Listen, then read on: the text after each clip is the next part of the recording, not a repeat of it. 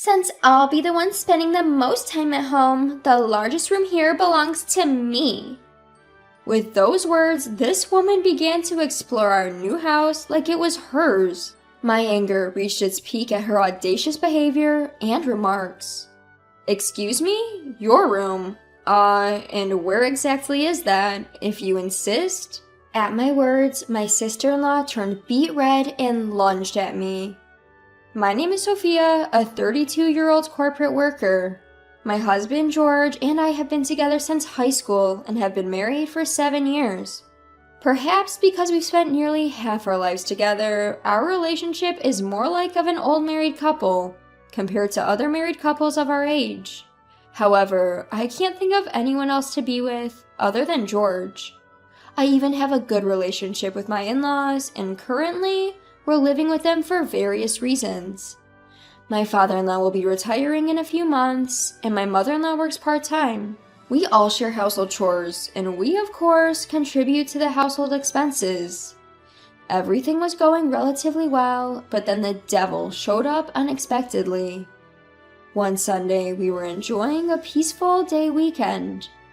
Then we heard the beeping sound of a truck backing up outside. Did someone order anything? We asked each other. My room is the one on the right on the second floor, so please start there. Oh, I just realized I don't have the key. Hey, open the door for me. Huh? This voice? No way. I shivered at the familiar voice. When we went to the front door, there was Charlotte, my sister-in-law, who we hadn't seen in years. Behind her were several movers holding cardboard boxes. Hold on, Charlotte, what do you think you're doing showing up out of the blue without even a call? And who are these guys? At my mother-in-law's words, Charlotte looked puzzled. What do you mean? I just quit my job and became unemployed, so I'm moving back home. It's my parents' house, so I don't have to tell you guys beforehand, haha. We were all speechless at Charlotte's gleeful response. Behind her, the confused mover stood. Don't mind them, just go ahead and move my stuff in, Charlotte said, and then she strutted into our house and up the stairs. Huh? My room's been turned into a storage room. Dang. Hey, move this stuff out now. The shrill voice of Charlotte yelling on the second floor made me ask, What should we do? My husband and my in-laws sighed deeply in response. Let's listen to her first and then try to get her out. Knowing her personality, she won't listen if we simply tell her to leave. My father-in-law, sighing deeply, seemed to age in an instant. We decided to stack Charlotte's belongings in the hallway for the time being and started discussing what to do. Charlotte's sulking face was just as annoying as I remembered. By the way, why is George and his wife here? Are you guys living with mom and dad because you're broke or something? Charlotte snorted, bringing back unpleasant memories for me. Charlotte is 2 years younger than me, but I've disliked this girl since she was in high school. That's because we both graduated from the same high school. Back in our student days, George's sister Charlotte approached me saying, "You're George's girlfriend, right? In that case, why don't you lend me some money since I'm your sister-in-law?" Despite the fact that I was older than her, she disrespectfully addressed me from our very first encounter and even asked me for money. Although I was an only child, I didn't appreciate how casually she talked to her older brother either. I replied, "What? No way." Of course, even though she was my boyfriend's sister, I wasn't big enough of a person to give money to someone with such an attitude. On hearing my response, Charlotte remarked, "Wow, you're so stingy. Damn." She gave me a dirty look and then walked off. You're the insane one here. This was my unpleasant first encounter with my sister-in-law, Charlotte. Apparently, Charlotte's attitude towards her family was even worse, and my in-laws had been concerned about it since long ago. She was constantly getting into trouble in school, causing her parents to be called to school at least twice a month. Even after graduating from high school, Charlotte remained unemployed and spent her days goofing around. At our wedding ceremony, she drank a lot and got incredibly drunk. Every time she spotted a man to her liking, she would make a fuss. When she saw me in my wedding dress, she pointed and said, "It doesn't suit you at all, haha. and bursted into laughter.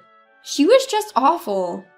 As a result of her behavior that day, her relationship with her own family turned sour, to the point of almost being disowned. Charlotte, who got angry in return, left the house, but after a few years, she appeared as if nothing had happened, which left our family completely flabbergasted. It was for our lease renewal at our previous apartment, but our new house isn't ready yet, so Dad let us stay here. George explained, shooting Charlotte a glowering look. George, you're building a house? Wow, I see you're really doing well, Charlotte said with a mocking laugh. After George and Sophia's house is finished, we're moving out too. Charlotte, please find a new place and a job and leave this house by then, said my mother-in-law coldly. How can you be so cold to a daughter who's just gone through a breakup and is without a job? Can you really call yourself a mother? So, when George's house is finished, that means a fresh start in a new house? You treat George so much better than me. Charlotte stared back at her parents, stomped up the stairs with heavy footsteps, and left. According to Charlotte, she had broken up with her boyfriend, lost herself, and came back home. From that day, our peaceful family life was ruined because of Charlotte. Our lifestyles didn't match. She made loud phone calls with her friends late at night, which caused George to lose his temper, and they often ended up fighting. Despite not doing any housework, whenever I cooked, she would butt in saying, "What? Fish? I hate them because they have too many sharp, tiny bones. Can you cook us meat? I want me some meatloaf." To this intrusive Charlotte, I said, "If you want meatloaf, please cook it yourself, or at least contribute a little money to the household. How about that?" Charlotte always spoke to me with an attitude. I despise her, so I always spoke to her in a formal tone, in a way to remind her that I'm not one of her little friends. She never referred to me as anything other than, "Hey," or "George's wife." So I decided to return the favor by only referring to her as, "Hey." Of course, I was aware that she hated fish. Why do I have to contribute money to my own household? You're just a parasite living off of George's money and my family. Don't act so high and mighty. I was dumbfounded by Charlotte's audacity. Really? Is that how you see it? How's your job hunting and apartment search going? Our new home is almost complete, I retorted. At my words, Charlotte's face turned red for a moment before she replied with an oddly cheerful, "Don't worry, I've thought it all through," and looked at me with a self-satisfied smirk. During such a heated exchange, my mother-in-law, Susan, appeared concerned and said, "Sophia, dear, I'm really sorry if Charlotte is bothering you. Are you okay?" Everyone was feeling worn out dealing with Charlotte, who barely listened to anyone. "I'm fine, Susan, but you should also take it easy. It seems like Charlotte has misunderstood something. Is everything all right?" At my words, Susan let out a deep sigh. "Even when her father and I try to talk to her, she just locks herself in her room and tells us to stop nagging. I wonder if she'd come out if we set off a bug bomb," Susan joked, making me laugh. Days passed and our dream home was finally complete. George and I worked tirelessly, managing to accumulate a significant down payment. The kitchen was filled with my personal touches, and the bathroom was designed to be a sanctuary for my bath-loving husband. It was our dream home. As we were unpacking and enjoying ourselves, the doorbell rang. Knowing that George's parents were coming to help, I peeked at the monitor to see Charlotte tagging along. Man, I really don't want to have her in our new place. I couldn't help but grimace at the sight. Charlotte brazenly entered our new home and with a pompous attitude said, "George did a good job. This place is really spacious. New built homes are the best after all." She just went ahead and opened the doors to every room without even asking. I wanted to give her a piece of my mind right then and there. "Hey, that's rude." When George's father scolded her, she sulked and replied, "What's the problem? This is gonna be my place from now on, isn't it?" Upon hearing her words, George instantly retorted, "Huh? Quit it with your nonsense. You obviously don't have a room here, do you?" Despite George's serious tone, she continued, "But if my parents are moving in here, then from today, this is my parents' house, right? So I do have a right to live here." We were all speechless at her audacity. It was clear that from the start, Charlotte had plans to move into our house. Further, she declared, "Since I'll be the one spending the most time at home, the largest room here belongs to me." At Charlotte's defiant words, I felt something snap inside me. "Excuse me? Your room? Let me see. If you're insisting, then." I quietly pointed to the storage shed outside meant for garden tools. "Even if I were to bend over backward, the only place I can think of to prepare for you would be that old shed. Oh, and of course, you'd still need to pay monthly rent. Actually, I don't want you in our new house at all. Can you please just leave already?" Upon hearing my words, my sister-in-law Charlotte blushed crimson. "Are you joking?" she shouted, lunging at me. Thankfully, my husband George stepped in promptly. "Enough is enough, Charlotte," he said. "Stop causing us trouble." Unlike his wildly unruly sister, George was a calm and collected man. The only one he'd ever raise his voice against would be this woman. Charlotte, who never has any respect for her older brother, retorted, "George, you shut up." "No, you're the one who needs to be quiet. Charlotte, enough is enough." When our father-in-law's voice thundered down, even Charlotte was silenced. "Charlotte, quit it with your nonsense and listen now. We're not moving in here, and you should think of our old home as gone." "What?" I had to suppress a laugh as I looked at Charlotte, whose expression was like a deer caught in headlights. From the beginning, Charlotte seemed to believe that George and I, along with her parents, would continue to live together in our new home. But that was not the case. We'd been informed a while back that our parents were planning to sell the old family home and move to the countryside. The reason was simple. "We're just tired of being bothered by Charlotte all the time. We want to enjoy our retirement in peace." Apparently, our mother-in-law had said those words in frustration. Charlotte had left their old home saying, "I never want to see this house again. I don't consider you guys as parents to me. Get out of my sight already." My in-laws were worn down from living with her. Short-tempered Charlotte had been causing problems all along, some even leading to lawsuits. Her parents had been paying out settlements for her, yet Charlotte showed no signs of remorse. The reason our mother-in-law had started working part-time was to make these payments. The sum they had to bear due to Charlotte was substantial. George and I had been supporting them as much as we could, finally managing to lead a peaceful life these past few years. Despite all that, Charlotte, who seemed to have forgotten all she'd done, was ungrateful for her parents and would only rely on them when it suited her. I was beyond frustrated with her. "Then I'll live in your new house with you guys, or else I'll be homeless." Charlotte finally showed signs of panic when she learned the truth. "Enough already, Charlotte. It's a definite no. We tried to talk to you so many times, but you never listened. Did you think we would forgive you for everything just because we're your parents? We're humans too. We have feelings. And remember, you were the one who said, 'You guys aren't my parents. Get out of my sight already.'" Our mother-in-law spoke out coldly to Charlotte, who wore an expression we'd never seen before. Seeing Charlotte crumble, George and I exchanged a knowing look.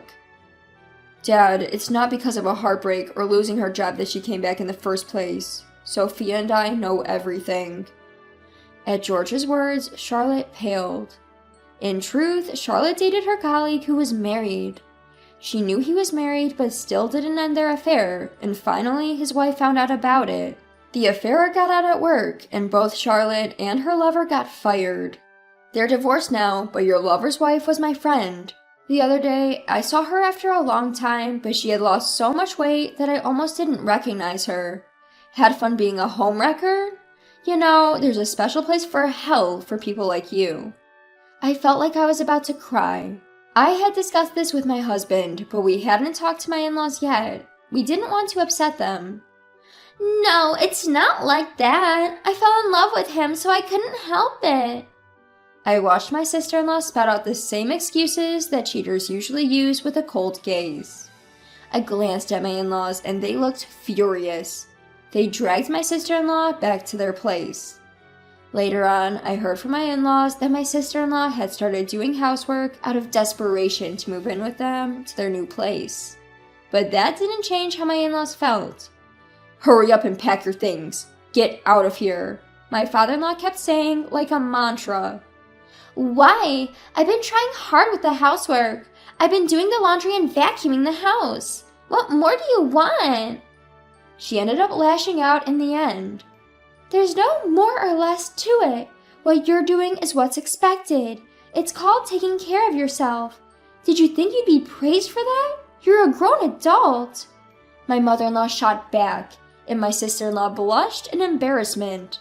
To add insult to injury, you know, I've already written my will. All the inheritance will go to George. There isn't much left because of you. You've been written out of the will. It's up to the court, but it will likely go through. My father-in-law announced, and my sister-in-law's eyes widened in surprise. Sometime later, my in-laws' moving day arrived, timed with my father-in-law's retirement. My sister-in-law had pared down her belongings to just a single suitcase. According to my mother-in-law, she had sold most of her things for money. As we saw my in-laws off, we turned to head back to our car, but my sister-in-law followed us for some reason. What is it? I asked, puzzled. I have nowhere to go. Hey, bro and sis, please. I want to live in your house too. I'll take the small room. She pleaded, but more than anything, hearing her call me sis sent chills down my spine. I glanced at George, and he seemed to feel the same way. Hell no! Live with you? Not even in your wildest dreams would I allow that. By now, we're leaving. He told her off bluntly, and we got in the car and drove off. A few days later, while we were enjoying a peaceful day off, our doorbell rang. When we saw the person standing at our door, we both let out a sigh. Hey now, stop bothering us. Do you want us to call the cops on you? When I opened the door, my sister-in-law was there, prostrating herself in front of me. Amid her seemingly futile performance, she pleaded, Please let me stay here. I've been living in hotel rooms and doing odd jobs occasionally, but I don't want to live like this anymore. My husband and I were flabbergasted at her self-inflicted misery. I don't care. We're no longer related to you anyway. But as I tried to shut the door, she grabbed hold of it. At least give me some money. I maxed out my credit cards thinking my parents would cover it for me again this month. And I have to pay my alimony, right? If my lover's wife was really your friend, ask your friend to lower the amount for me. We didn't want to talk to her at all, but her brazen selfishness was too much. I snapped. Don't mess with me. I've never seen such a lowlife like you before. I don't want to see your face again, so stay away from me. My sister-in-law wouldn't leave, but her face suddenly paled. She noticed our dogs barking from inside our house. Wait, you have a dog? She asked. We adopted one of 3 puppies that my parents' dog gave birth to. Want to see it? As soon as I said this, she freaked out. What? No way. I can't stand dogs. You must be crazy to live with a dog. I'd rather not be part of this house. She stormed off, spewing her anger. The truth is, my sister-in-law has a strong dislike for dogs. According to George, she was traumatized by a large dog that playfully chased her when she was a child and has hated even the sight of dogs ever since. Thanks for chasing off that chick, Marin, I said, petting our toy poodle. We haven't seen my sister-in-law since then, but a friend told me that she saw her walking in ragged clothes in a distant town. She probably isn't living well, but that's none of my business. I hope she struggles. George and I are enjoying a peaceful life in our new home. George's parents also seem to be enjoying their country life, occasionally video calling us and visiting. They were able to keep their address from my sister-in-law, so she hasn't pulled up to their place so far. Both of them look healthier and happier, as if they lost a burden. A few months after living into our new house, we got blessed with a new life. I am now expecting a baby. I had heard that stress could cause fertility issues, so maybe that was why we couldn't conceive before. We're expecting a new family member next year. Looking at George smiling happily next to me, I gently stroked my small bump, hoping that he would always be by my side in the future.